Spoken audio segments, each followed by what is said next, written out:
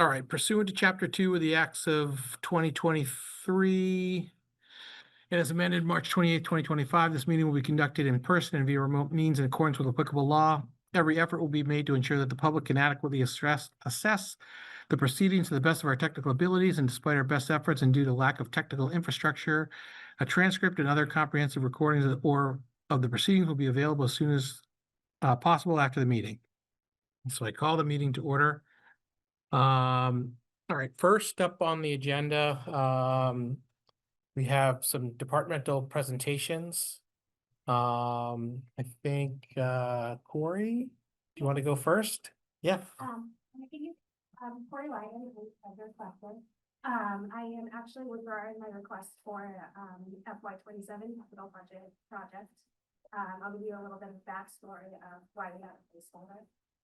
My office is currently exploring the available technology solutions in collaboration with finance and our IT team, with the goal of improving customer experience and expanding residents' options for paying bills and conducting other transactions with the town. While researching options, we found that local communities such as Marshfield and Plymouth implemented payment kiosks. So that is why you see it. But we've had an introductory demo with Unit Solutions on Monday.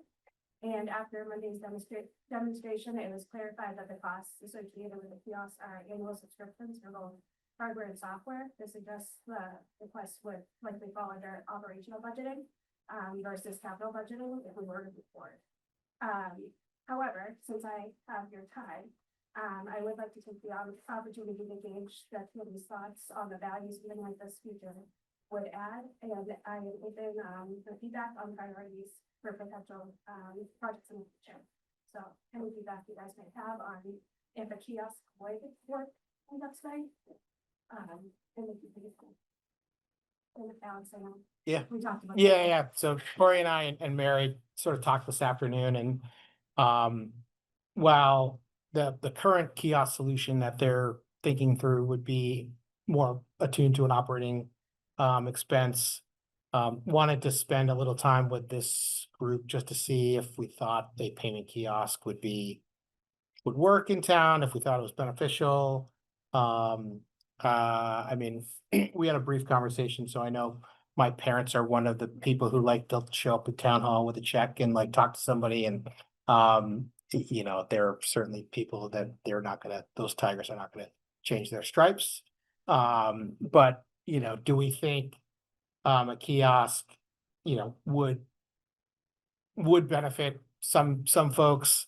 We talked a little bit about, you know, where should we have placed, you know, if a kiosk was in the senior center, and could Joanne help sort of facilitate that? Would that just be another point of entry to get some folks using it, so we're not taking up sort of labor resources in town hall? And I think the initial quote was like in that $40,000. 10,000 for the hardware, and that's essentially it. Yeah. Yeah. And like I said, we just sat down on Monday. So this is very initial, just kind of see what's out there. So there may be other solutions, and actually we meet on Friday, so we can see our process. We see if there, maybe some of those. Yeah, like that.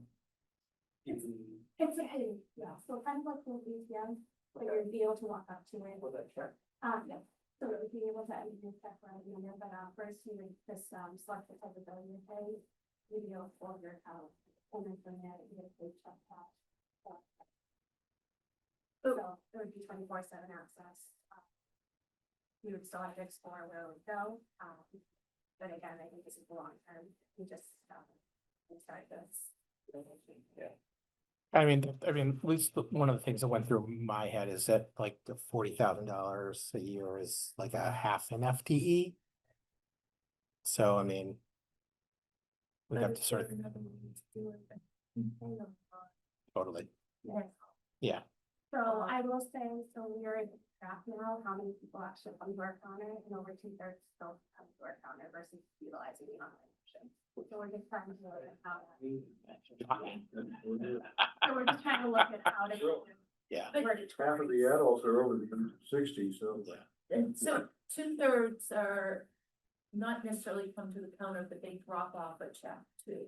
Right. Well, so I can tell you, so beach stickers, 2/3 of the assessments are over the counter at my window. I didn't know you did students other than, There's online option. Yeah. okay. No? No. We love for you guys to Yeah. visit, we're just trying to give more options Yeah. for self.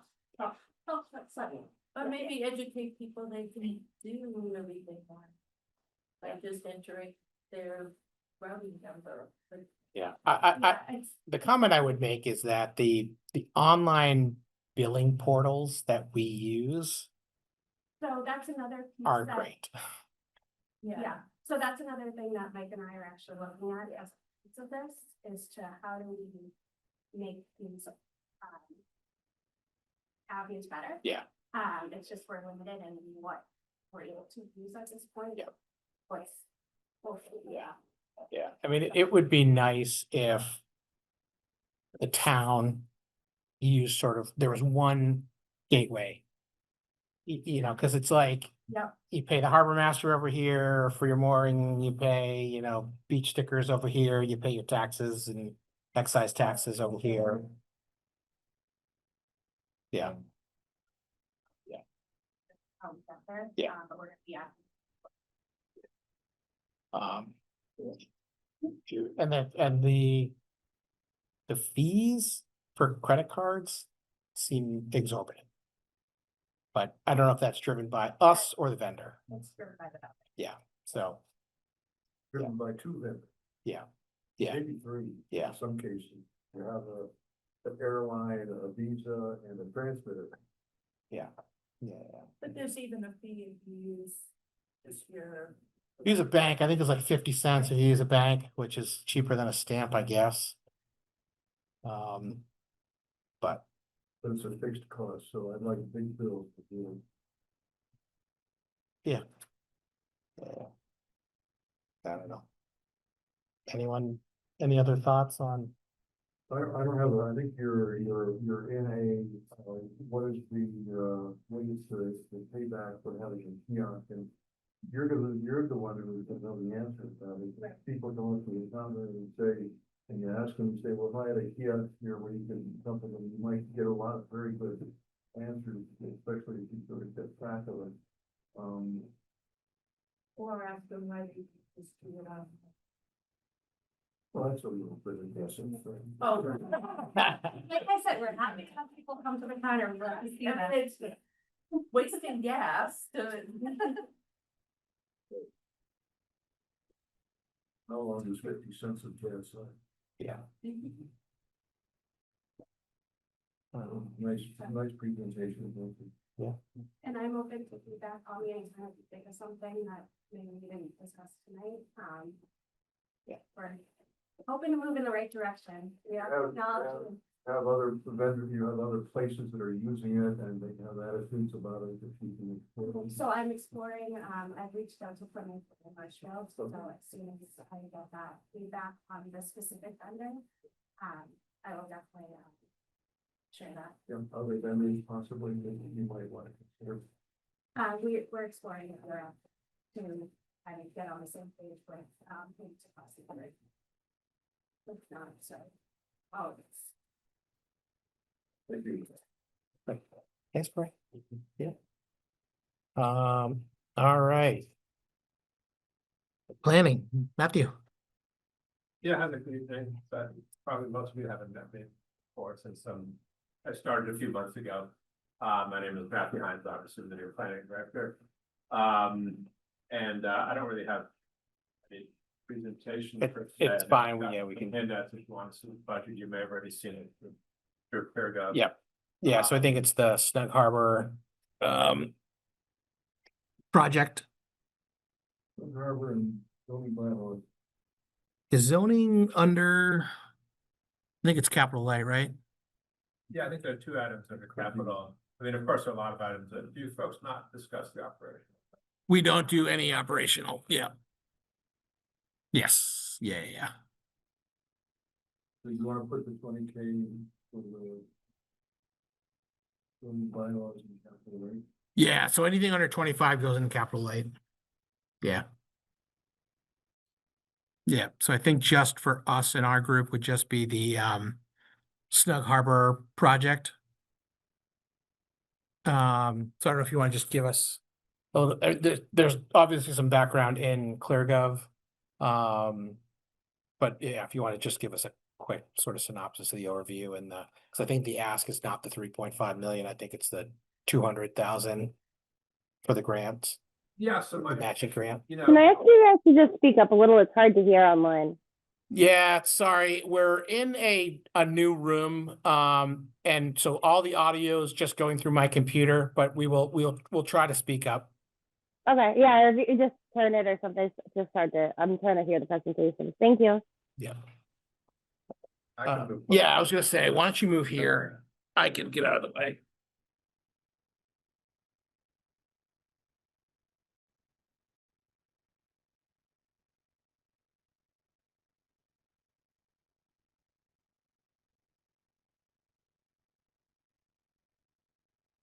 Want to sit here? Do you spread stuff out or? do you Yes, want- right. Yeah. I'll control your screen is there. 3 screens. Oh, yeah.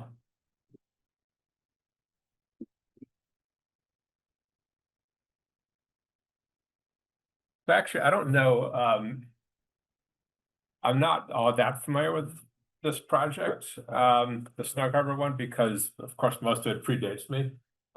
You know, I think most of the planning and this report from Foth Engineering and so forth was off from before me, and obviously the flooding, all the flooding and so forth that generated a lot of the concern was before I came here as well.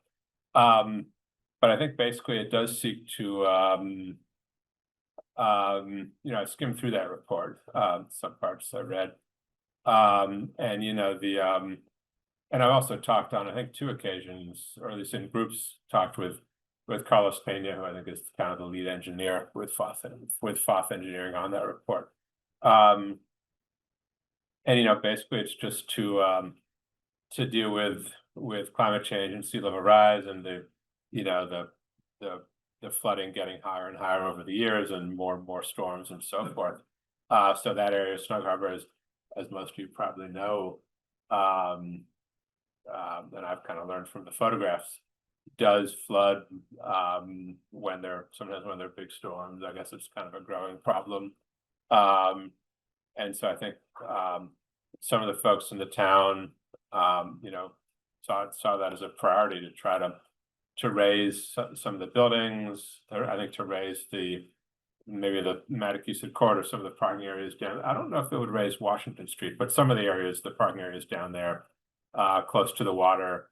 And I think to do something with the Harbor Masters building and some other things, just to kind of make the area more flood proof and more resilient to flooding.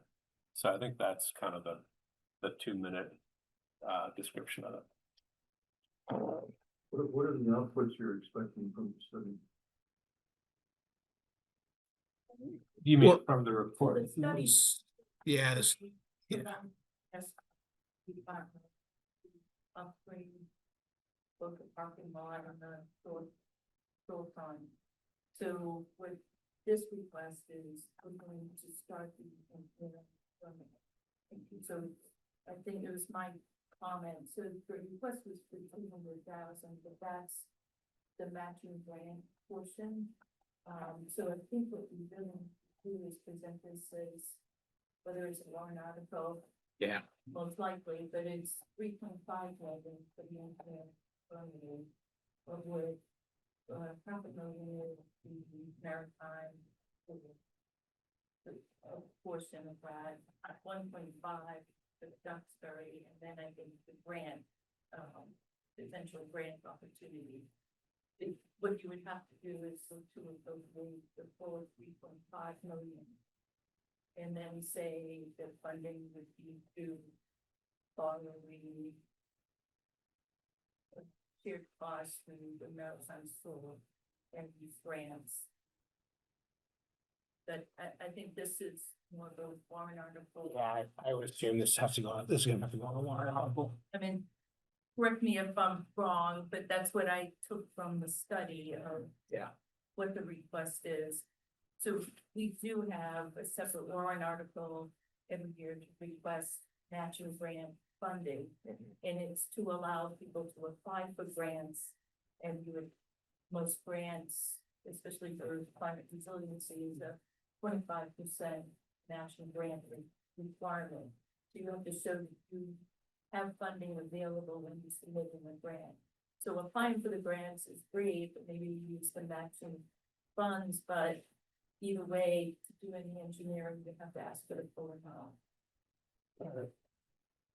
Does the report actually provide what the engineering objectives are?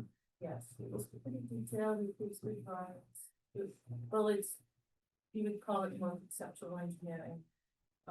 It does go into cost estimates and scope. And what they do to look at different benchmarks and what rate elevation they design to. Criteria they're using for estimating all that? Yeah. And it's available online. The report's it's in the requesting clear gov. Yeah. It all. Yeah. It's also 93 pages, so there's a lot of pictures. though. Yeah, it's pretty long. Better than Warren. Yeah, exactly. Right, but well, I mean, the scope is, Anyway, like, you go from the Duxbury Yacht Club through the Harbor Master, through the Maritime School, and continue on the boat ramp. So it's putting the revetment along the entire shoreline, raising the elevation of the parking lots. New boat ramps, new floats, new harbor master. So it's a $45 million project. so what I was told, as far as the actual amount, I was told, and I'm new to a lot of this budgeting stuff, so you still have much more knowledge than I do. But what I was told by, I'm not sure if it was Path Engineering or some other people in the process, was that the kind of the plan that they had, or the next phase, at least as they were envisioning it, was just to get this grant from SUC, from the state. I think that's the Seaport Economic Council, to get a grant from them, which I guess they feel that we'd have a really good chance of getting, because it's the next logical step. Whether that's true or not, I don't know. And that would require the $200,000, the $200,000 match from the town. So that's why originally I put the $200,000 down. So at least in the minds of them, I guess that was how they envisioned it. So that's kind of where that. Do you know what the grant application is doing? No, it's only been presented to me sort of in a general sense, so I don't know more of the details. And I'm assuming that, as we've done in the past, the $250,000 ask for a grant, it's not itemized, it's matching grant funds that are. The ones we put into that matching grant fund, is that what you're talking about? Right, so there's a Yeah. warrant article each in town meeting Yep. for $250,000, and it's not designated for a No, specific reason. Right. How interesting. Yeah. And I don't know what our balance is. I was just gonna see if I could put my hands So I on it. assume that I would imagine that if the total is for $250,000, then my guess is they're not willing to allocate $200,000 of that just to one bucket. Oh, no, they could. Okay. Well, there's, Sidewalk, they did. And the Yeah. first grant for the study was taken out of the matching grant fund too. Okay. I mean, for the study. Yes, Okay.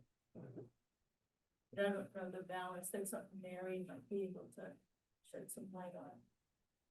So you're saying that it's a balance that they replenish every year then with another 250,000 typically?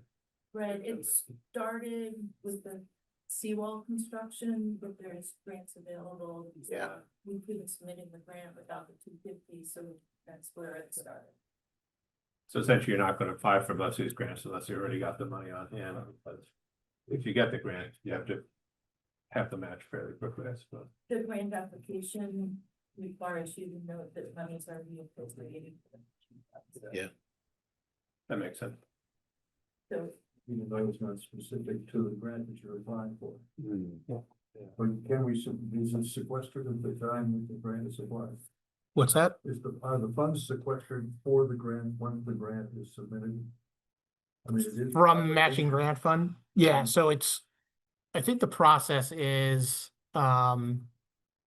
if there is that amount of money in the matching grant fund, they would be encumbered for this project or for a specific project through a warrant article. Right. If there's two or more that exceed the fund amount, somebody has to make a priority. Yep. Yeah. That's why I was asking what the grant application. Is it this after the town meeting, then it's the. Yeah, nobody's mentioned to me any sort of deadlines for a grant application, so my guess, and this is just a guess, is that maybe it's a rolling thing, or maybe it happens every year. You know, so that, I don't know about that. but and I do,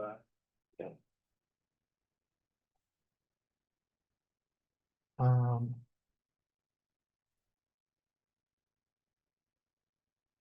But you could still prepare a warrant article. But I just wanted to do it generic. No, I meant Well, the- more specific. yeah, the generic one is to put money into that fund. And then the specific warrant article would pull money out of the fund. And it can be in an earlier warrant article and out in a later. Right. I mean, I guess that becomes a question of whether the town or the voters sort of have the appetite for, I mean, obviously, I know we're in a budget crisis nowadays. So, you know, whether the voters would have the appetite for like a specific warrant article. You know. But It has to go through the town manager first. and they Yeah, don't like exactly. that. Yeah. But do you wanna apply for a grant and get $1 million towards something and then say, well, I'm sorry, we don't have the town support for it. Better to get it, the commitment up front saying, overall, we do wanna go in this direction. Oh, yeah. And therefore then spend the money to develop the grant application. Yeah, I mean, my general sense from discussions I've had about this with various people in town hall and some other members of the public, I guess, this is kind of a vague impression. But a lot of people do feel that it's a worthy project, a sort of a worthwhile goal to achieve. But at the same time, there are a lot of questions about, you know, we're spread thin with money. If, you know, how many things differently can we prioritize? And that's kind of the challenge, is that, you know, is this enough of a priority compared to some of the other things? Right. Well, the town is the owner of a significant portion of that waterfront, I think. Just as the Bayside and the DYC and ICO, have significant areas in them as well. And what funds are available for the waterways and just some of that reserves could be used. So I'm not saying don't go for a warrant article, because I think it's a good project. I think you presented that you would need $3.5 million to go to the next step. Yeah. Do you think waterways would be appropriate? Do you think that there's a language or provision within that? for That's what I was wondering. I don't think waterways would be applicable. Yeah, What is waterways? So that's it's 50% of the excise tax on everyone's mooring. Goes into a reserve fund to be used for sort of waterway improvement type stuff. So the typical spend is on like harbor master boats and repowering engines and docks and things like that. So waterways as in the ocean, not rivers. Yeah, that's right. Right, well, this does cover, let's see, 31 million is the new harbor master loads new ramp so it is part of the waterways. So Yeah. I don't know if you could use Yeah. that for the engineering. That's something to explore Yeah. on Yeah. all ways to fund it, but I think position yourself to request a warrant article, whether it's dedicated for applying for a grant or you're asking for the design. That'd be the best way to do it. Yeah. I mean, it's well, And I would say if we, if you decide to sort of go forward and put this on a warrant article, the hurdle we're gonna have to get over is the eventual price tag, right? Is if we, because the design's the sort of the gateway drug, and we know where that leads to, so a $2 million feasibility study leads to a $50 million building. Yeah. So, I just think we need to be, if we go forward with a warrant article, or if we decide to go forward with a warrant article, we just need to be transparent with everyone of this is $3.5 million of a $50 million project. Yeah. Yeah, and maybe also to get a sense of how many other state grants or federal grants Yeah, that could cover the rest of that, like, Yeah. is it really, how much is would the town probably, and that's obviously, we can't predict the future totally, but Yeah. how much would that fall on the town and Yeah. versus not? Yeah. And I do think back to Candy's point, nailing down the timeline. Yeah. Is it rolling? What's the period of time? How long does it get extended over? Getting some of those details, I think, will be critical to the conversation.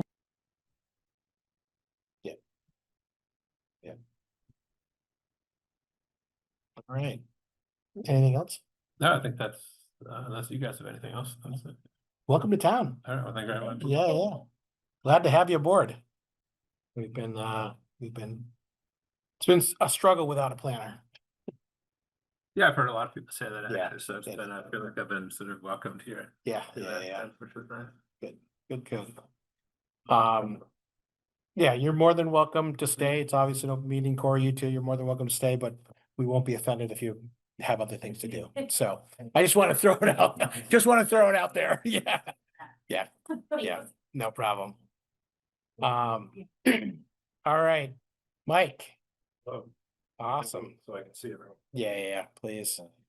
Are these two requests the same? Yes. Okay, all right. Sorry if that was confusing. That was something Yeah. about too. So, one is all at once. And the Got it. the other request is if we, which I'll get into a little bit, is if we spread it over the Like usable life finance it. cycle of all the gear. Yeah, It's gotcha. just sort of my preference and Yeah. probably more financially palatable as well. But, Yep. Um, So the two numbers I think we're talking about, just while Mike's bringing up stuff, is if we want to buy new computers for everyone, it's 540,000. The annual sort of financing would be 127.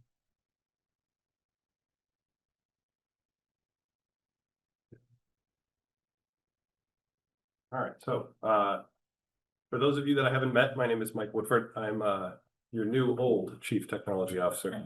So I was the first Chief Technology Officer here in town. I am fortunate to have returned to town this year, pursue my passion for service and technology. So I'm very grateful to be here and to be able to serve the town and schools. I spent the last 3 or so years working on the private side with 2 managed service providers serving nationwide clients, really working with IT strategy and cybersecurity goals. Mainly in the state, local government, and education, as well as manufacturing, banking verticals. But I worked with some huge clients with many locations throughout the country, so it was a great experience for me. Still trying to stay technologically current, right on the cusp of my CISSP. It's a monster, but Yeah, it is. hopefully ready to sit for it at any point now, so. Mission statement, one of the things that I absolutely hate is when we take a bunch of text and cram it on a slide and force people to read it. But I'm gonna do that anyways, because I think it's important. So the mission of the tech department is to really securely empower all town operations through smart, sustainable tech investments that deliver measurable value. We strengthen cybersecurity, we improve operational efficiency, and we foster collaboration across all town departments. We want to make sure that every tech initiative enhances service delivery, safeguards critical systems, and contributes to a stronger, more connected Duxbury. Quick overview of the IT department for those that may not know. I have 5 direct reports. I have 2 wonderful bosses, our town manager and our superintendent of schools. And those 5 reports, I have 3 on the school side and 2 on the town side. We have 3 tier 1 technicians.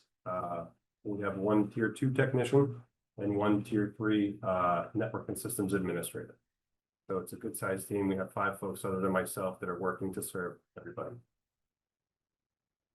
These are some of the services that technology provides. I won't go through all of them. The 3 main silos are really IT operations, which, you know, would be end user technical support, software deployment, procurement, cybersecurity and risk management, right? Which are going to be end user cybersecurity training, policy development, preparing for cyber insurance readiness, and then infrastructure and hardware, our network, our systems, you know, the private fiber ring that we have in town that we're fortunate to have that connects all of our town and school buildings. And then IT is also tapped into telephony, internet connectivity, HVAC, lighting, security. I mean, you name it, everything runs through internet and network nowadays. So I am fairly new returning to Duxbury. I came back in February, so I thought it might be a good idea just to highlight some of the things that we've been able to accomplish since I did come back. The first thing that I did, much to the chagrin of the team, was to do a full IT physical inventory. I did discover that the inventory that we had years ago was not up to date. It was lacking in a few areas. So we went out, and the team and myself, as well as a few interns over the summer, physically put hands on every single device within the town and the schools. Remarkably, everyone is still talking to me, so we did that, and that directly should inform and help us create long-term capital planning, which this group, I assume, is very interested in. We implemented a project management platform, which we didn't have before. We used that for tasking, meeting capabilities, tracking of all sorts. We deployed multi-factor authentication. Anybody that uses mobile banking knows that when you go to log into your, your bank, they ping you with a, a text or a phone call, and you have to use, those digits to get in. We had this deployed somewhat in parts of the town. It wasn't holistically deployed, as well as on the school side. So we brought in an industry standard third-party company, Duo, and we went about deploying multi-factor authentication, which is now fully in place. So you cannot get into a single end user device or a staff member, a teacher, or any of our servers or any infrastructure without a multi-factor ping, which is huge. So if you were to look at like your top 10 list of cybersecurity things that you want to have in place, number 1 is end user training. Number 2 would probably be multi-factor authentication, right? So something your password, and something you have, your phone, that's going to send you that thing. EDR, which is antivirus. I discovered we had some spotty antivirus in places. So we deployed that everywhere throughout the town and school that was missing it. And EDR is really just next generation antivirus. It's kind of like the AI. It brings like a heuristic component where it can learn and look at patterns over time. So again, that's one of the top 3 biggest things that we can do to protect our town and schools from a security or cybersecurity perspective. We put vulnerability management in place. We weren't actively doing that. So we have 2 systems that are doing that now. One's looking at just endpoints, and the other one looks at everything else that touches the network. So I talked about like HVAC and lighting. All those things are dialed in and can be controlled and administered over the network. So we have a separate system that looks at all of those pieces, and looks for any vulnerabilities or weaknesses that may exist. We might have a threat that could come from outside or inside to disrupt the functioning of that. We recommitted to cybersecurity training. We were fortunate that we get a grant from the state every year. I did the math on it. I think it's just about a $24,000 benefit if we looked at how much it would cost on the private side to give every employee this training. Tons of support from our town manager and our superintendent to help enforce this, which is great. We did overhaul the way our IT ticketing system works as well. We were missing SLAs and kind of priority implementation, so we put those pieces in place to tighten that up a little bit.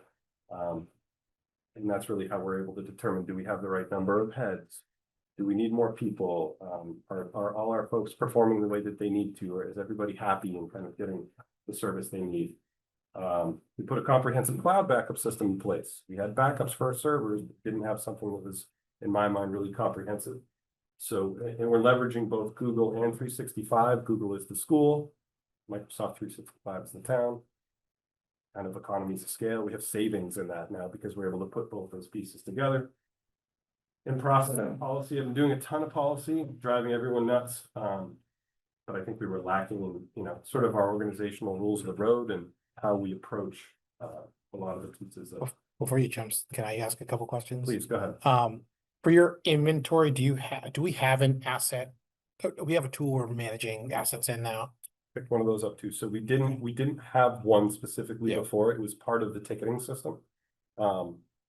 Which was okay. Yeah. When we did the physical inventory, we did it by hand, we tracked it in Excel. Yeah. And we ported it over. Yep. So that's, yeah. we Okay. do have a physical. Now, will that tie to like your mobile device management systems and things like that, so you can cross-reference? Yep, absolutely. So the current ticketing system that we have, which is also like inventory, has a bi-directional sync with our mobile device Yeah. management. Yeah. And the new platform will sync as well. Perfect. And then in vulnerability management, I mean, the big piece of that is actually dealing with the vulnerabilities once you identify them. So how has that, I mean, vulnerability management is a process. Like how's the process going so far? So I'd say it's going well. I mean, obviously, you know, there's kind of, you have your critical, high, medium, and low vulnerabilities usually, right? And the biggest thing is like, let's get the critical things and tackle those. So the first piece is really like the visibility that we were lacking before. Yeah. And one of the tools that we have in place is an agent that we have deployed to all the endpoints that also allows us to patch. Yep. So we can not only detect, but we can detect and patch. And a lot of the traditional platforms or solutions that are out there, that's completely independent. Yeah. So you would find all your problems, somebody would take those and port them into the ticketing system, create the tickets. Then you have to take those and kind of translate those over to your mobile device management or your RMM system to push out updates. So that was a big push from my end for that piece because it almost does the job of another person. Yeah. So it's going fairly well. It's still sort of in its infancy, Sure. but it's in place. Sure. And ideally what we want to see is over time, you know, we go up and to the right where we have more vulnerabilities that we've caught and that we've resolved. Yeah. Especially those criticals. Yep. So Right. I'm happy so far. And how often are the scans happening? Is it a monthly scan? Daily. Yeah, because the endpoint agents are looking kind of in the background Okay. on a regular basis. And then the infrastructure scans we're doing, I believe those are every night. I'd have to double check, but we get comprehensive reports every Sunday evening that my network and systems admin and myself will take a look at. Okay. So Nice. yeah, fun stuff if you ever want some reading. Yeah. Doing the inventory, the software as well. That is a great question. So we did, and we do have it. The software assets are not quite where I would like them in the system yet. And that's also on the school side, for instance, we have, I want to say 198 software titles that we're using. A lot of those were managed and sort of looked after by our director of instructional technology. That position was lost. So we no longer have that role. So that was absorbed by myself and members of the school leadership team. So that is also in process. I don't have that where I want it. I could speak to it, but it's not kind of in an automated system at this point. The other piece of that is student data privacy. So every single one of those applications on the school side, you have to have an individual agreement with each software vendor to ensure that they're not using any of that personally identifiable information of our students for their purposes. So it's a long way to say in progress. The other dimension of this would be the reporting and analysis. In other words, clearly you're in the risk management world. And somehow or other people might be, I mean, I would be interested in knowing how many times we have adverse attacks on the system and how many protections do you have to make in order to keep the bots from climbing around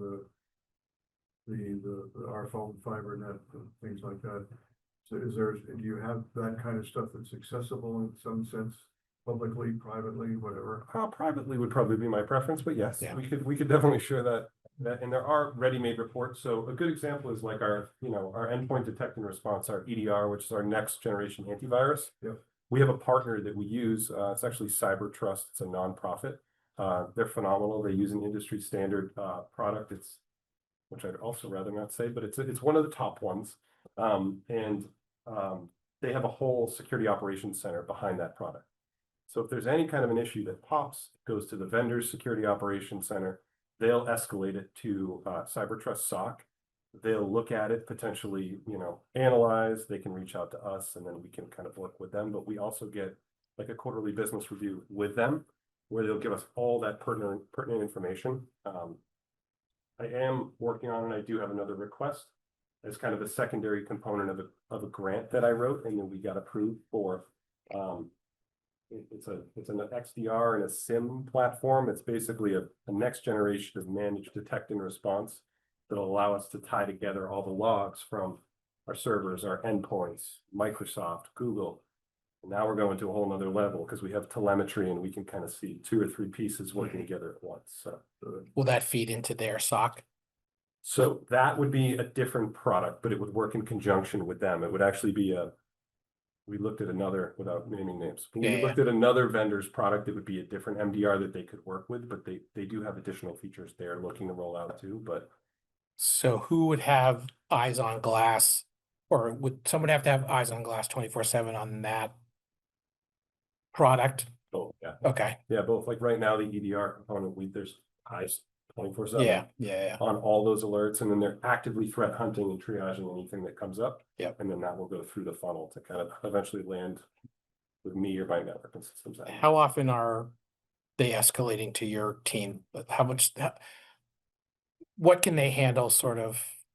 Is it 80-90% of it? Yes, Yeah. because a lot of it too is going to get, especially with any kind of malicious piece of software or, like remote code execution or anything like that, they're going to have the ability to quarantine it.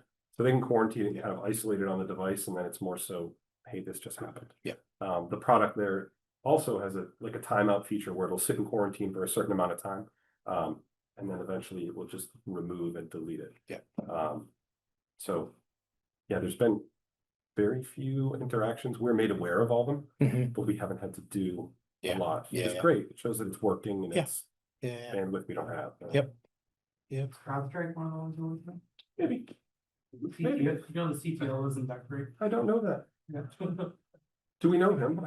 We do. Oh, very well. Yeah. Okay. Yeah. That is one of the what I would consider probably the big 3 or the big 4. Yeah. But again, not sharing what we have is advantageous to us in a public forum. Yeah. But we can definitely chat afterwards. He's very, very approachable, interested in this. Yeah, I'd love to chat with him. Yeah, for sure. All right, so here's what I'm running for office with. IT is the 5th utility. Sure. What are the other 4?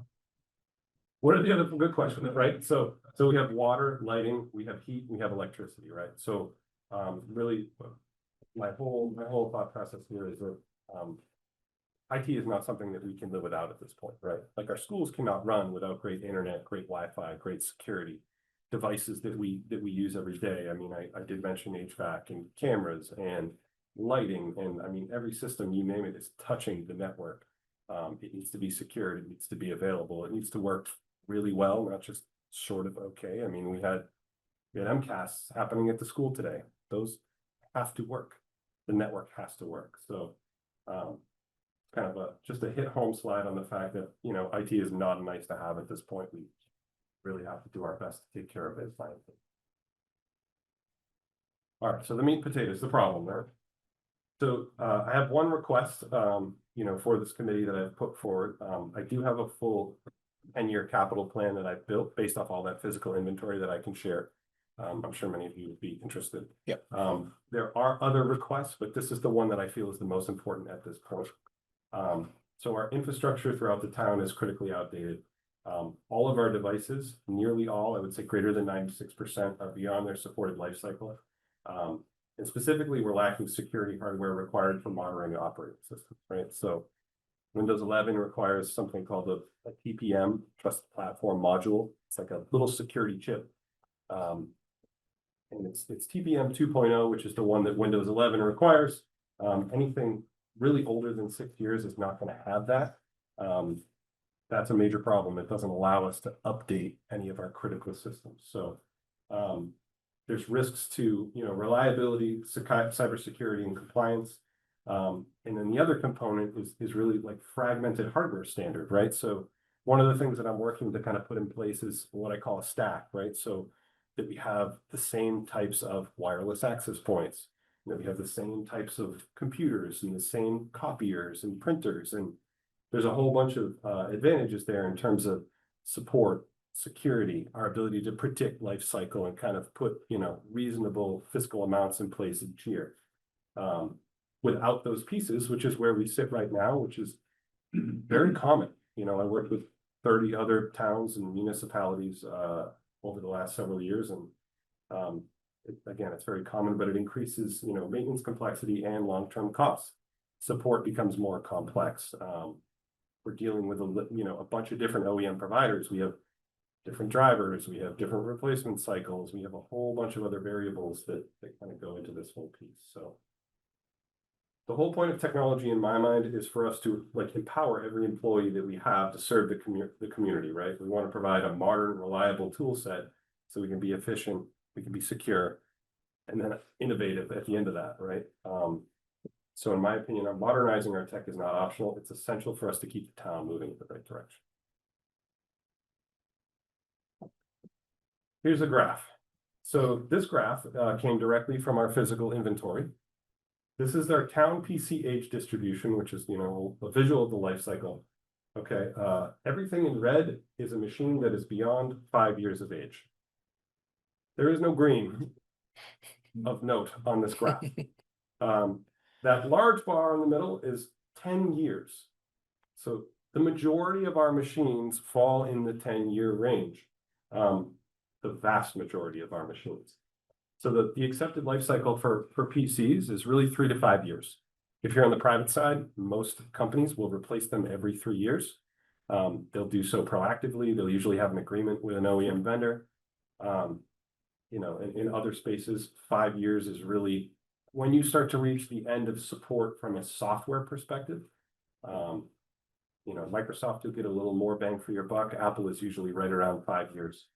So this is far beyond what we would like to see. So How are the decisions to buy computers made?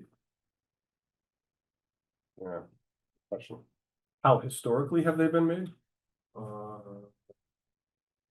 I know how they're historically a part of that world. How would you like to see them made going in the future in terms of policies and stuff like that? So I think the biggest piece that I would like to communicate is that we need to create a cultural shift in how we address the purchase of technology. We need to understand, in my opinion, that it's not going anywhere. That we'll see these big bell curves historically with capital projects or even our OpEx where, hey, we need new servers and okay, it's going to be a $200,000 expense. And then we come down and we don't have that over the next few years. But then at year 5 or 6, we're going to have that expense again.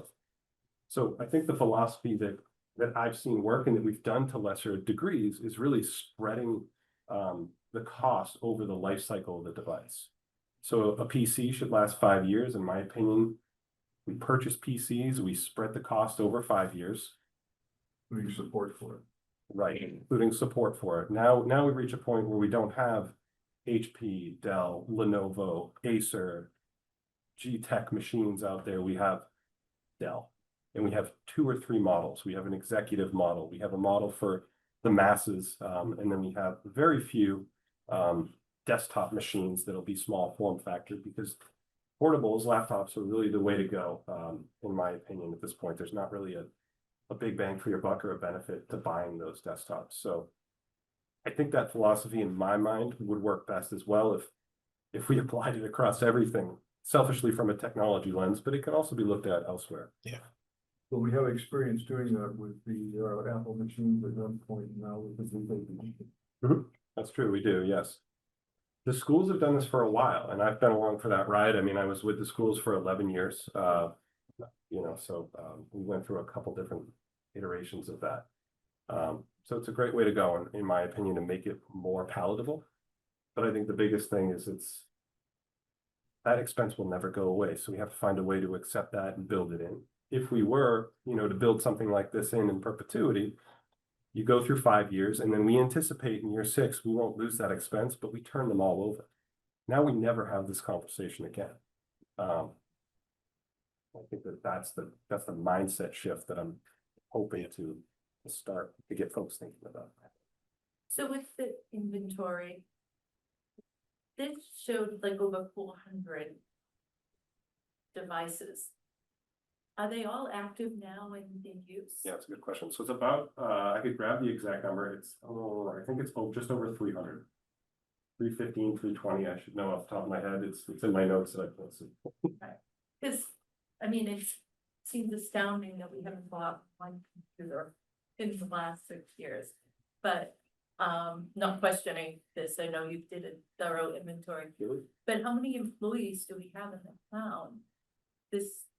Is it more than one device per person? Is it? So that's a good question too. Sometimes it is, and this would reflect that, and we would be looking to get rid of that. The total numbers for the ask also build in a 10% margin for replacement machines as well. So I guess to answer your question, some employees right now have a laptop that came from COVID or other situations, and they have a desktop that's 10 years old. So we haven't ripped that. Alright, but we should be commissioned, like, let's Yeah. get a real number. Yep. or Yeah, for one sure. per person. And I have that. It's in the request. Okay, It's just over 300, like I said. and going back, how many town employees do we have? I don't know the answer to that off the top of my head. Alright, and It's- then the school is. Some of these are shared too. Yes. It's, So this includes the schools, this does not include the school. Yeah. No, yeah. So we have over 400 employees in the town that need laptops. we have, I have cover somewhere. yes, I can. Hold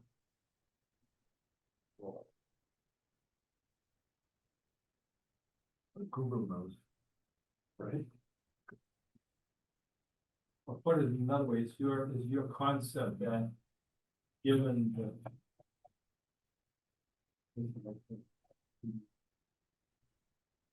use of computers nowadays, that everybody should have one that works there? Every full-time employee, I would say, should have one, yes. So it's 75 small form factor desktop devices and 280 laptops. Yeah. And that builds in 10%. So that's 25, 35 machines. I can give you, I will send you exact numbers to you too. And I assume those would be use it for like a break fix, that 10% Yeah. we break keep on fix. hand. Yep, so we can do an immediate swap out if there's an issue or something like that, or as employee numbers may fluctuate up and down. That would be great, and that's what we've done in the past with the multiple, leases that we've done or purchases we've done on the school side for those, we always built in 10%. So can I ask a land and natural resources, DPW workers, so you're recreation, you're suggesting that everybody should have a laptop. There's that level of need versus maybe in some departments, there are actual desktops that you're working as a manager from, or, I mean, I guess I should just let you answer the question. No, that's a great question. So I don't think that every single employee needs a laptop. I think that every single employee needs some things, including like an email address. Which we're also working towards. But I don't think that every single employee, based on job function, needs a laptop. And one of the things that I put our poor HR department through already was to define every single role that we have in town and what each role should have from a technology perspective. Yeah. So that's a great question. So I don't know. I don't think every role should have a laptop. This is based off of what's existing in the field, what we have. And then again, a little bit of room. So if you were to roll out if you can just talk about the computing devices over the course of a 5-year cycle, that would be 1/5 of the annual cost every year. It would allow you to roll that out over the course of the next 5 years. Yep. By then, the computers will be 15 years old, right? I- Some of the last cycle will be Well, no, it should be all at once. Yeah. For over 5 years. So- It's like what we do with the schools. Correct. So we would get all the machines. You get all the upfront. machines and you pay, it's a Yeah. they call it a lease, but I assume it's a bargain, $1 buyout at the end. It is, it's So it's just a payment financing. plan, I suppose you could call it more so than Yeah. a lease. Yeah. So we didn't buy the laptops. So Does the town have a firewall that everything would be behind? Yes. Multiple firewalls. Several. We have redundant firewalls, that live in a centralized point behind a couple of internet connections, so we have redundancy in that for our phone system and everything else.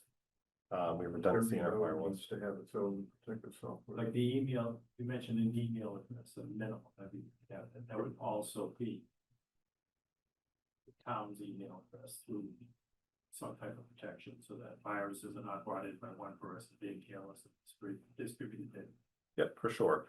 And email, like, most modern email has moved to the cloud, and it's usually one of two providers, usually Microsoft or Google generally. It doesn't have to be. So the town has 365, we have Microsoft. And then we have a third-party product in place, so I'd rather not mention, which is a really reputable product that is not cheap, that does a really good job of that. So it's spam filtering, but it also has additional features where if you get a link in your email, it'll rewrite that link and route it through a sandbox in the cloud. So, yes, those things are, also in my opinion, like a cost of doing business, but I'm pushing and trying to lobby for every employee gets an email address, no matter who you are. And it doesn't mean that if you're out in the field working all day, and you don't have a laptop, you shouldn't still have an email, so you communicate back and forth. Or something like that. Well, yeah, it should be used for HR to communicate out policies, procedures, notifications, some way to get in touch with people. Of course. Yeah. So the image on the left is a live shot of our town manager's computer. It's not. But just for perspective. I think I had that computer. 64, is That might be, that's the quiz, yeah. I think it- So the concept would be, yeah, right. So, but the town manager has a laptop that he brings home too. He does. He's one of our multiple device folks So that we we look to could get- eliminate. By employee, I have it. I can give it to you. one device is needed. And then also, we won't be able to fund the 540 of limited funds, so we have to phase in. So what would be the priority departments or deployment? And what's the phase? Well, so there's two requests out there. One, 540 is paid for them all at once. 127 a year is the least, would be the financing. Right, but before we say we need 355 computers, I wanna know Let me send you the one list. per person. Yeah, I have the list. Right. Again, I don't want to share it in a public meeting. I would Right. happily send it, and it'll show you which computer it is, the name of the computer, the last user to log in. It's separated by department. We put hands on all of them, you know what I mean? So, but I'm happy to share. Are a lot of these solutions you're talking about gonna be obsolete in 5 years? Totally. So we're gonna be looking at this again. What I hate to, I don't mean to be like harsh, but yes, I think that we're in a spot right now where we have these really old machines, right? And we're accepting the risk that is these machines. We're accepting the ability that our people in town don't have, the appropriate tools to do their job at a high level.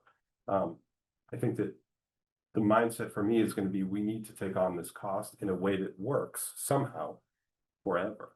It's not going to be, we just purchase and then.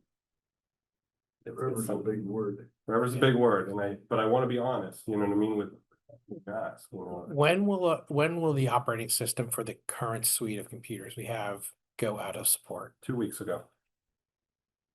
So Windows 10 is no longer officially supported as of mid-October. And we can't move to Windows 11 on more than 75% of our machines. Right. So that's the challenge, and that's what happens when we're reactive and not proactive. And it's nobody's fault, because it started small and we did bits. We did 20 or 30 machines here, and what we could do, we're doing the best we can do. But I think this would be a way for us to move to a place where we're doing what we need to do.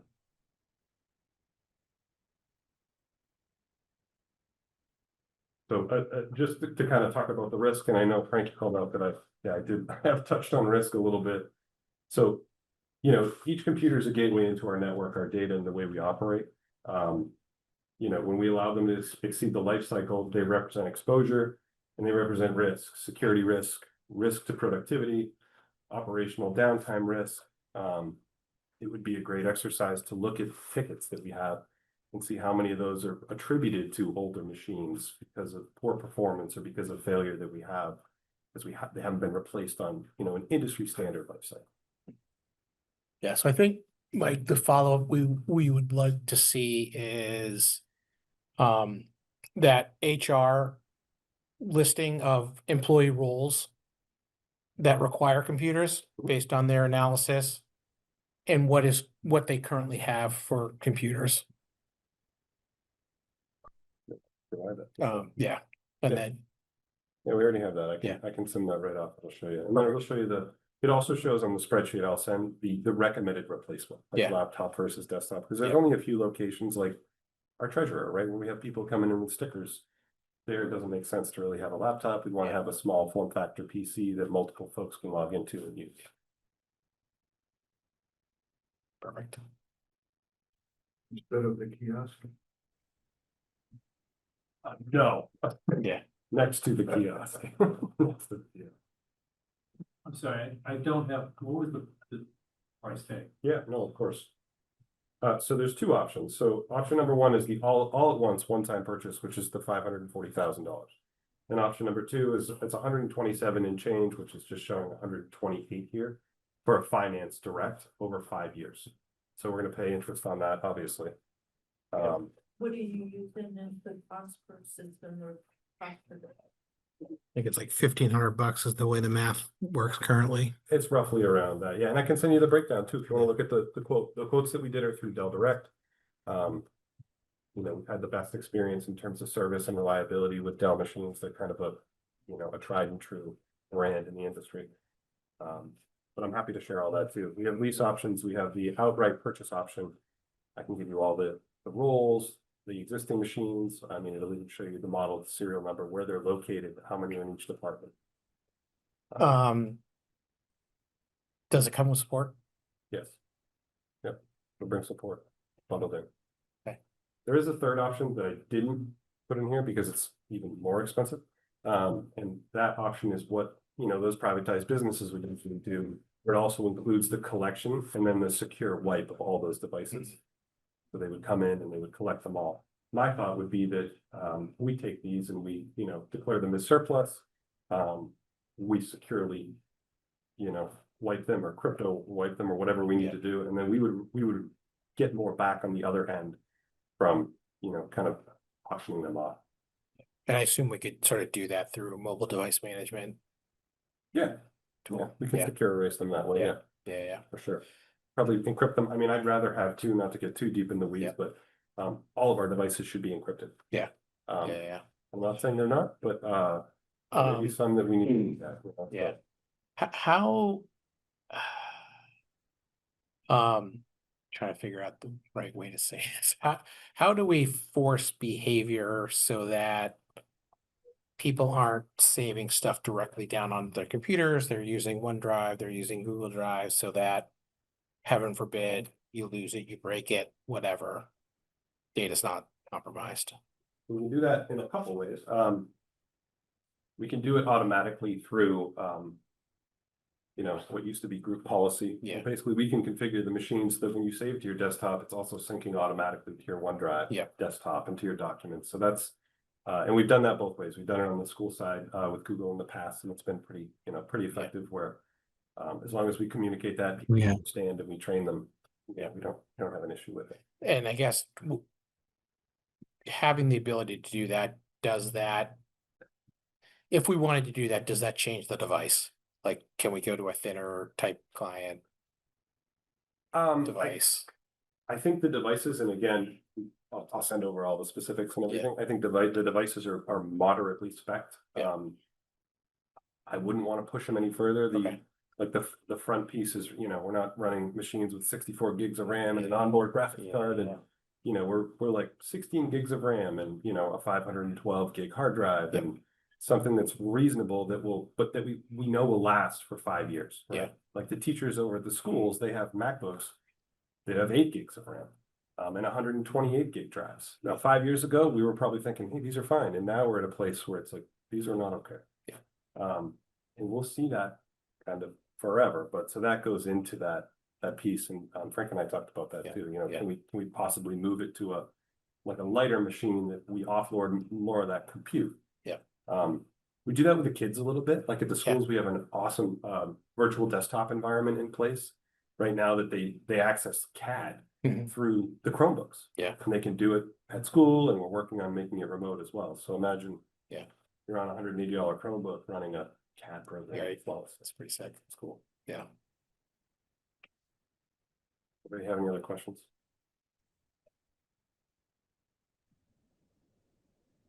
I'm I good. don't, I just want to say, this is a great presentation. I really appreciate the work that you put into it, and welcome back to Duxbury. Yeah. Thank you. Very happy to be back. Yeah. I wish I had a small ask for you my first time. Sorry. What's the fun in that? Yeah, right. In person to all of the asks, yours is small. Yeah, I was gonna say. That makes me feel a lot better. Yeah. I had a conversation with someone on my team the other day saying, there's all these problems. I said, what fun would it be if we had no problems to fix? Right. But yeah, Awesome. Thanks, Mike. thank you guys very much. All right. Perfect. All right. Just one question, do you have any engagement in the issue, the software hardware systems for the Duxbury website? Town's website? Perhaps. Yes, no, I did, yeah. Yep, I have a direct oversight of that. I may need to chat with you again. Yes, sir. I'd be happy to do that. Well, we're facelifting the website for free right now because the content management system that runs the back end is so old. Yes. I know that the provider has said, we're gonna migrate you first. Migrated us, We're sick and tired of helping you because of the old. it's so bad. We're gonna show free. It's the one time I've heard where kicking the can down the road actually worked. Exactly. We were able to hold out longer than the vendor. Yeah. So yeah. Amazing. You would say that about getting old, period. Yeah. Hey, Mike. And then I Oh, gotta hold on, go Ling. that website, and look up like who's on what, in what department, like. Yeah. It used to be the secretary, I have to write down everybody's name, get all the spelling right, and I'm like, why can't I find people's names on the website? Promise you're not alone. So it's going to get better immediately. We will get what we pay for free. It's not gonna be a blockbuster amazing, but it's going to be modern compared to where we're at. That's fine. Yes, Ling's got a question for you. yeah, please. Yeah, just a real quick question. Thank you very much for the presentation. It was really good. This issue of technology and the technology stack has been, has been a topic that has kind of evolved over time. We certainly have gone from everything from Macs to Chromes, and it's really interesting to see your approach to this. One thing I was kind of curious about, though, you were talking about what you're trying to do in terms of security. But what was being done before? Are you adding new layers to this that hadn't existed before, or? Yes and no. I think there were things that were being done before, right? I could probably go again. I'd love to go into specifics offline if you'd like, but I think there's probably like a dozen or so major generic components that build a great security program, in my opinion. There was quite a few of those that we need to put in place. I think we've done a great job, the team and Mary and Lisa and everybody on the school side to kind of take what we have for existing funding and move it around productively to make sure that we prioritize security. But so there's pieces that were in place and there are improvements that we're making. Right. I'm sorry if that doesn't really answer it. Not great. Are you staying ahead? No, of I guess, yeah, I guess the question that begs to be asked is that, I do appreciate what you're trying to do because, quite frankly, what you're laying out in front of us is a best practice and it should be done, right? And, I just kind of, as I look at this, I'm just wondering where whether or not this cost has ever been captured before, or are we going to be having to add this as an operational cost going forward? It's just from a planning perspective. It's not a matter of justifying whether or not you need it. I think that the idea of having this is actually really important. But just from a budgeting standpoint, if we will be, what are we looking at in terms of being able to support this build up? And I think that's a great question, and I think there's probably pieces that already exist where the argument could be made that we could shift a little bit of that resource. If that already existed for some reason in an operational capacity, wouldn't be having this conversation with, with everybody. Yeah. And I suspect as much. I mean, there's aspects of it where you're talking about where, for instance, if you're actually, ingesting logs into some sort, some system somewhere, that cost has a way of just continually growing. And again, you have to figure out what the parameters are for what you need to be able to be able to, track. But, that's actually one of the things that it would be good for us to be able to, have a conversation about. And we can do that offline. I think it would be a good conversation for us to have. So.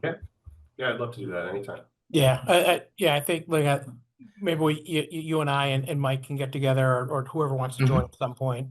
Because I'd love to understand like your sort of cybersecurity maturity, like model, things like that, where you think where your current assessment is, where you want to go.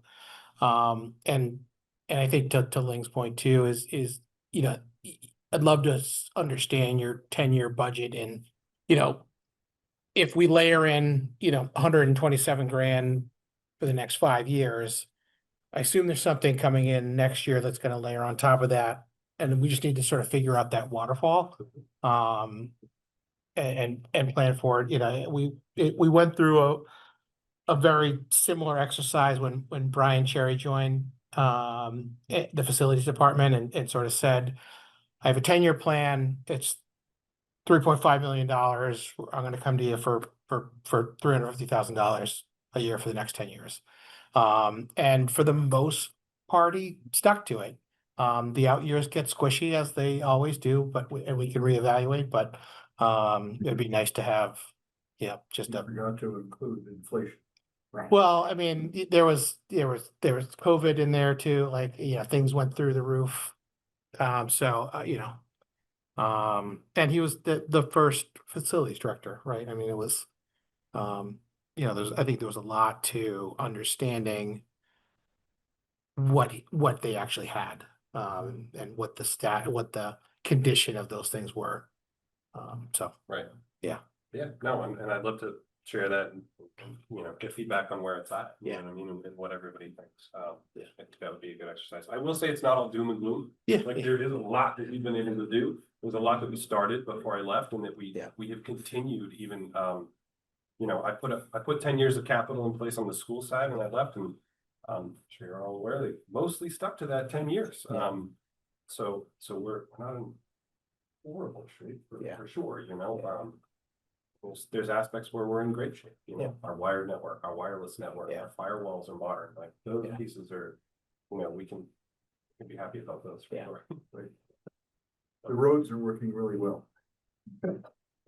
Yeah. Yes. Yeah.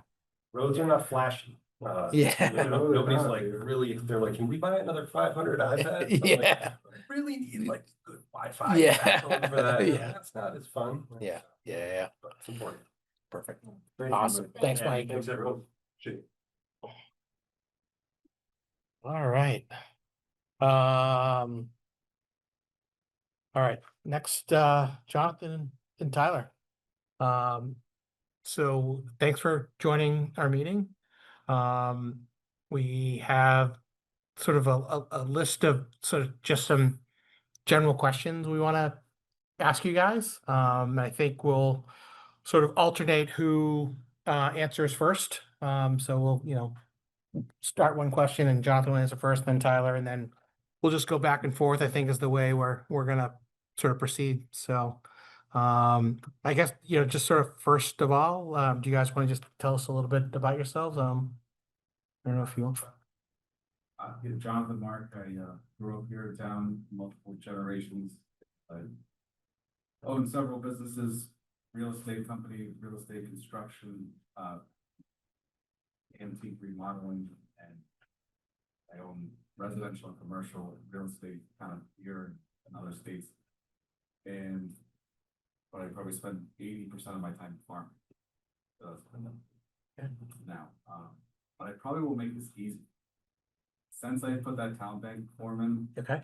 I probably overcommitted, Okay. to be quite honest. Okay. I think how I could be helpful. Some other committees in town have taken me up on this, like the historic committee, and some other ones that brought me in as an advisor on some things. I'm really good. I own a lot of equipment. Okay. Heavy trucks, excavators, those, like all kinds of stuff, like boats, marine stuff, and I have a very intricate knowledge of how it all works and how I know how to fix it. I have guys that fix it. I'm very technical with that stuff. So when it comes to town equipment, Yep. and things like that, or as it relates to real estate, not just like construction of something or a building, I think I could be helpful in that regard if I was ever involved in. Okay. I'd be happy to do that. Great. But I don't know that I can really commit at this time. I'm Got sorry it. that Okay. I put it in a while ago. Yeah. And I had probably too much on my plate, Okay. so I don't know that it's helpful. Got it. Okay. Is that after hearing our meeting? I thought you were running out of here. However, yeah, I do have a hard time fitting. I would say I am moving all the time. Yeah. I work every single day. Got it. It is tough for me, but I mean, that is not why. I just have too much. Got it. Okay. Two That's, kids. I think that's, it's, a fair that you just are honest about. it. Yeah. Yeah. Yeah. So, Okay. but I'll stay with you. Okay. Yeah. Sure. Well, this didn't scare me, so. Yeah. Introduce myself again, I'm Tyler Kelly, lived in town for about 4 years. My wife and I moved here, we, had a 1-year-old at the time we moved, and now we have a 2-year-old and another one on the way, so we're gonna have 3 boys. Our first one's in kindergarten right now. Just for some more background, I'm an attorney, I work at Deloitte, I focus on estate, gift, and trust taxation. When I first moved to town, my next door neighbor was Sharon Andrew, who I believe was on this committee. Yeah. She encouraged me to, get involved, and she said this would be a great committee, and, unfortunately she passed away. About 1.5 years ago. But I definitely wanted to, help make a difference in town, and especially after seeing what happened with, the override, and, a lot of us, I'm sure, are disappointed with the results. I just figured I should, become more a part of things and try and help, so. Okay. All right. Are you still interested? Do you think you have enough time? I have time. Okay. The only thing I will have to get it officially pre-cleared with my company, but that Okay. shouldn't be a problem. Okay. So, All right. So that makes it's CBIZ now. yeah, so with Deloitte, we are professional service. Right. I'm in tax, but, obviously if there's audit issues, we have to disclose all those. Yeah. So that's where it comes in. Yeah. But Right. It shouldn't be a problem, but I still have to get it. Yeah. Officially. Yeah. All right. Yeah, I would say, I don't know, do we want to keep going with questions or do we want to, Yeah. I mean, it's, Fine. And we just started, so this is really our first meeting with the Yeah. departments. And we do meet generally weekly up through January. Okay. And. We can right up to town meeting. Sometimes, yeah. Yeah, I mean, You're right, but we try to have our work done by. Oh, right. Right, Yeah. and then there are meetings, I'm not saying everything Yeah, stops, but, in the meetings. Some go till 9 o'clock, so this, Yeah, we, And there's we work try to limit outside. up to 2 hours where we can. I know. And so there's work outside, how we try to do it, before it was departments would come in and present like tonight. But there's pre-work, like Frank had met with, like, the board, just to go through, then you.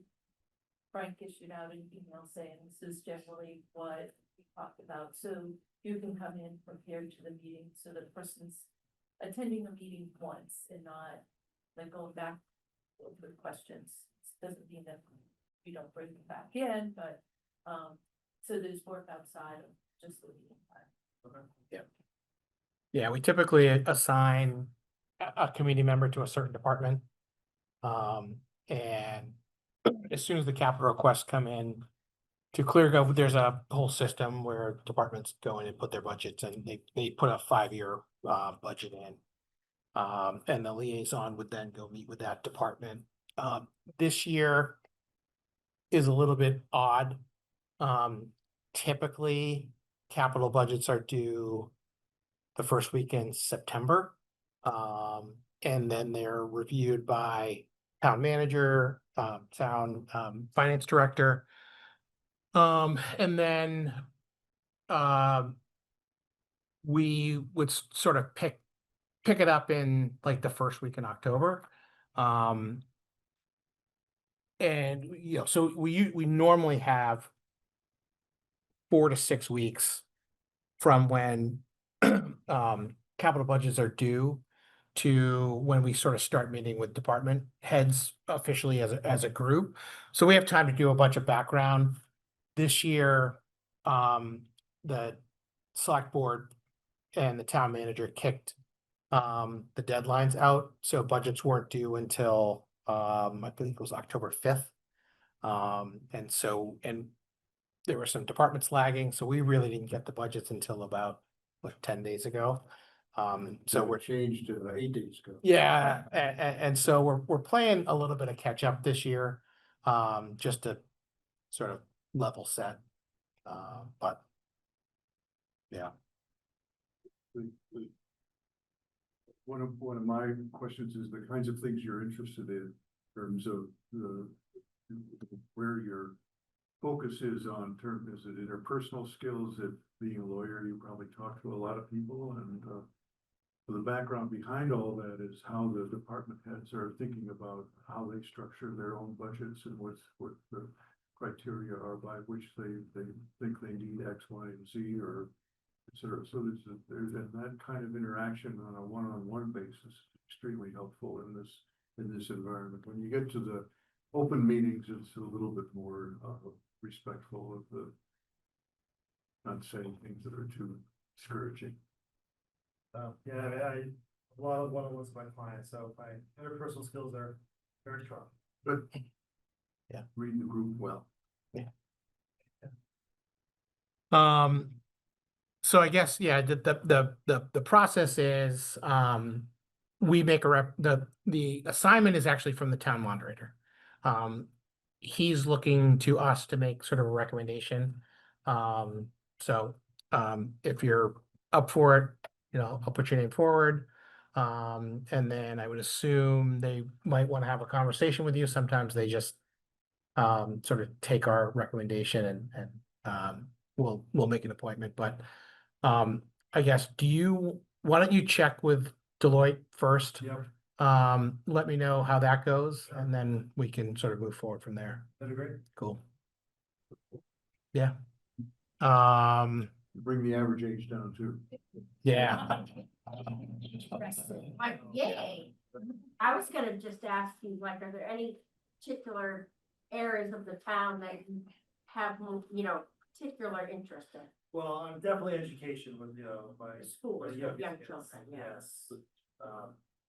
That's definitely a focus of mine, obviously, the Watch beach. out, because I first came with schools and my kids are in the, 28 years old and I'm still on the.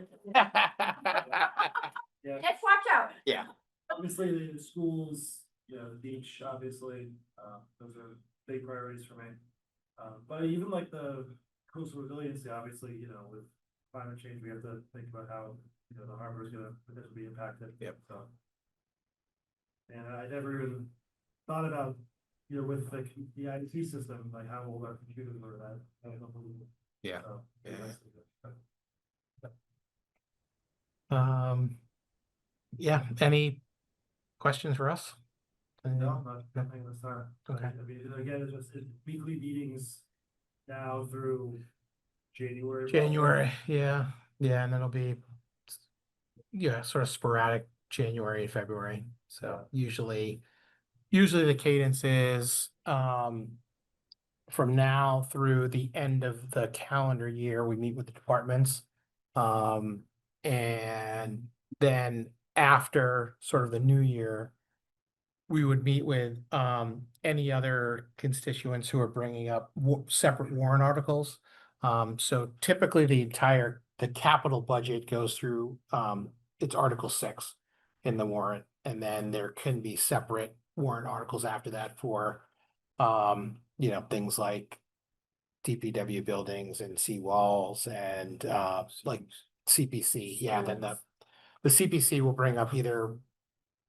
can bring up anywhere from 1 to 6 separate articles based on how they're funding projects. So I think it's important to know too, that we're just an advisory. board. Yeah, You don't decide. yeah, and that's one of the questions. Yeah. That I get asked, so. You're gonna go to town meeting, you're gonna get a recommendation on capital items, but not just us, but the finance committee will weigh in on most of them, and the selectmen will weigh in on all of them. Yep. And that's at the town meeting. Before we even get there, you can have a finance director provide us with her priorities. We've heard the needs from the various committees. We only recommend a small fraction because we have. Yeah. In terms of the aggregate ask. And in my opinion, we spent way too little on capital. So things go on way too long and then the rest of it can't be because it's not there. It's hard, yeah. Yeah, to Vinny's point, like in ClearGov right now in the 5-year projections, the 5-year budget, it's $102 million. So And and I looked at what our free cash has been. It's about 3 million. Yeah. It was higher at some years, but that's about the average. some COVID. It was much higher. Like COVID, I think the COVID year was like 4.5. 3.86, but then there was the ARPA funds yeah. that We had all it those, doesn't yeah. come into play. Yep. Or it doesn't come into Yeah. our total cash. And we don't get all the free cash. We do get, listen. I don't know about the town meeting, I think they do too, I think, just sitting there myself, and I wasn't on this committee. Jumping on and off. They listen to it, because they kind of trust that you looked into it, whether they have the ability to sit there and presentation at the town meeting. And I think there's been cases in the last few years that I've been on it, that we don't agree with the priorities being set. We have our own people, for the most part, we voice those. Yep. And sometimes they actually listen to us. I mean, I'm not talking about the town meeting, I'm talking about the departments, they actually step back a little bit and say, well, maybe we could do this, maybe we agree that and put this one on here. Yep. That kind of stuff, so it's not a useless exercise, I didn't use that term. We do, but realistic, you have to be realistic about the fact that we're only making a record. And we're getting that recommendation with a lot of input from not just the town departments, but people like the town manager, finance director. And I'd add, because it's an advisory opinion and it's from neighbors, it's us here in the community. What's great about the committee is that so many people bring in different perspectives from whether it's professional or personal experiences in the community. And I just think it's a great committee to be on, and you learn a ton. You might start out with an interest in schools, but then you find you get on to DPW or you get on to another committee and you learn a tremendous amount about how we have to balance needs or where the money goes or how town meeting views the priorities of the town. So it's a great committee. And I would just extend to Jonathan that even if being a voting member, being on a committee at this point in time is too heavy of a lift, it is an open meeting and it is advisory. And when we do take up our DPW, we're looking at a lot of big equipment and so forth. If you have the time or interest, or you take a look and see what's being asked and you want to join us at the meeting, it may only be that meeting or something else that sparks your interest. I think you should be welcome to come and maybe add some perspective that may be something that we have never experienced before in our own consideration of what we want to put forward for priorities.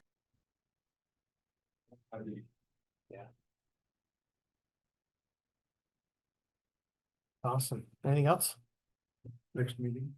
Yeah, next meeting is, yeah, yeah, Yeah. yeah, Thank you for sharing. this. yeah, absolutely.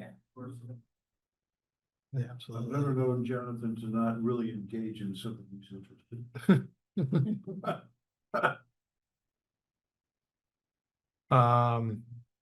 We back here next week? We're back, yeah, all, our next Back two here. meetings are here in this room, yeah, unfortunately, Yes, home. yeah, I'll see if I can, see if I can fix that, You have to go get the water. yeah. I remember to bring water next time. And next week, who's up? Schools, it says. Yes, schools, facilities, IT. That's a lot. That's a lot of people. We gotta figure out how we. Yeah. Yeah. Awkward problem. We just sit That's a up. big I think we need to fix these things. I'll shut up. You guys can sit in the big I'll shut seats. up about me. I want your computer and then. Yeah, I want my yeah, PC. yeah. Yeah, I would say prepare for a long one next week. And yeah, it's gonna be, it'll be interesting. There's For the purposes of the ventures. Pick who's gonna be first, and who's gonna be second. So Yeah. that not everybody needs to be there at 6 o'clock. well, it's I think it's just the schools, but facilities and RT are coming because they're supporting the school capital requests around facilities and IT. Yes, yeah, they're not, so. Yeah. Yeah, I would suggest that everyone, if you can, I think Mary sent out the link to the school budget Yeah. capital presentation, so before next week, please try to give it a watch and flip through the presentation at least. But yeah, it's a big number. And I would say something to keep in the back of your mind is there were, I think it was $38,000 got turned back this year from the schools, which is a lot lower than it historically has been. Which isn't totally a surprise, I guess, given the some of the budget constraints, but I think I think there's an opportunity to dig into what was sort of spent at year end that could have been turned back. Just the capital budget turn back, right? Yeah, Okay. yeah. So, Yeah, so I think the schools, it's gonna be challenging on the priorities. yeah, So, and maybe if we spend a little time. Like next week, we're not making any decisions. Right, Listening. right. But for me, like a number one priority is, it's a safety risk. If we don't do it, something catastrophic could Yeah, yeah. happen. Yeah. Or something's not working in it, it's a gap. Yeah. Whereas like your lowest priority is, yeah, it's a nice to have, so there's Yeah. there's a Yeah, lot yeah. of range, and I mean, when you look at the schools, it's hard to not imagine the Chromebooks is not the first priority, because that's already a commitment, like. Yeah, I they mean, can't- like, with, that's They can't not do it. that's spent. I mean, we have to, I mean, I always sort of encumber our budget every year for the stuff we've committed to. Right. The multi-year projects, like, that's just not an option. Yeah, So, so. like, and if we go with Mike's computers, it's gonna be the same thing. Yeah. Yeah, I guess I do want, Whether or not capital. Go through that. But every year, I you know, agree with so yeah, and I mean, we can have a philosophical conversation about it. I do like seeing it because it takes out who's in that role out of it, right? Like, I could see, you build in an operating budget that accounts for supplies and materials, and that can get, And a maintenance. yeah, And they- it can get out of control. I like having the visibility on it personally, like, that's why the police cars came back in. The cruisers. So we keep. I understand your point, and I even agree with your point. But our free cash doesn't change, but we're getting, or it's getting less. Yeah, but I mean, like, it's still, it's the same pot at the end of the day. So if you increase somebody's operating budget, you lose visibility and free cash declines. And so we're There's in the not same, Discussion that's philosophical. yes. It is. Yeah, yeah, and I guess for next week's meeting, I do wanna make sure we are sort of separating out the $1 million ask for the feasibility for Alden, because Two. yeah, sorry, $2 million. That'll be separate. It'll be a separate But one. they're pushing back on that, that's Who's they? the school. Yeah, it's not, I mean, They're saying they want it as part of our sense. yeah, there's no, I mean, And there's, it's their number one priority. yeah. It's, Well, I can totally understand that. Yeah. But why would they be pushing back? If you look at their presentation, they I go through. I haven't. No, I wasn't trying to, like, they list down what's capital, and they say, like, according to the guidelines. yeah, they're talking about definitional capital, but, and that's totally fine. That doesn't mean it has to fall into Article 6. Right, Well, the feasibility studies are really squishy. Totally. they could. It's the gateway, so. Where's the physical object that you paid for it? It's a Well- report. Yeah, Yeah, but I Buying mean, books. yeah. you'll read it, like the exhaust fans at Chandler, 42 out of 60 have failed. So how did you not do any maintenance? Yeah. Like, so that's why facilities needs to be there. Yeah. To Yeah. like a little Yeah. background on that. So, all right, I'll get off my soapbox. Everyone wants to get home. I want to go see the end of the soccer game. So meeting adjourned, or all those in favor? Yeah. Aye. All right. All right. Thank you, everyone.